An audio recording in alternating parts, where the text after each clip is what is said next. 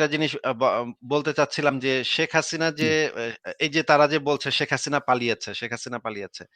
এবং আ এই জিনিসগুলা তো আ এই যে ধর্মান্ধ মুমিনেরা যেই এই কথাটা বলছে তাদের তো আমি একটা কথা বলেছিলাম যে, "তোমাদের নবীও তো এটা পালিয়েছে। তোমাদের নবীও তো আসলে হিজরত করেছে।" আমাদেরকে অনেক সময় গালি দেয়ার জন্য বলা হয় যে আমরা নাকি আ বিদেশে অ্যাসাইলাম পাওয়ার জন্য নাকি আমরা নাস্তিকতা, ধর্মের সমালোচনা করি। কিন্তু তাদের নবীও তো একই আ অভিযোগে অভিযুক্ত ছিল। মক্কার যে কুরাইশরা ছিল, সেই কুরাইশরা তো তার বিরুদ্ধে এই একই অভিযোগ করেছিল যে সে আ এবং রাতের অন্ধকারে সে আ আলীকে ঘরে রেখে সে পালায় গেছিল। অভিযোগটা কি ছিল? অভিযোগটা ছিল কাফেররা সেই সময় অভিযোগ করেছিল যে সে তাদের ধর্মীয় অনুভূতিতে আঘাত করতেছে, ধর্ম নিয়ে কটূক্তি করতেছে, ধর্ম নিয়ে সমালোচনা করতেছে। তাদের বাপ-দাদার ধর্ম নিয়ে সমালোচনা করতেছে।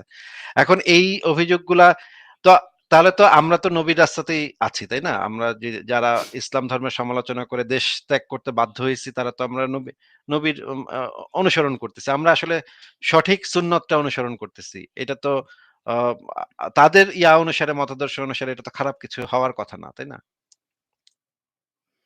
সেটাই সুন্নত পালন করা। তাছাড়া আ এই যে বর্তমানে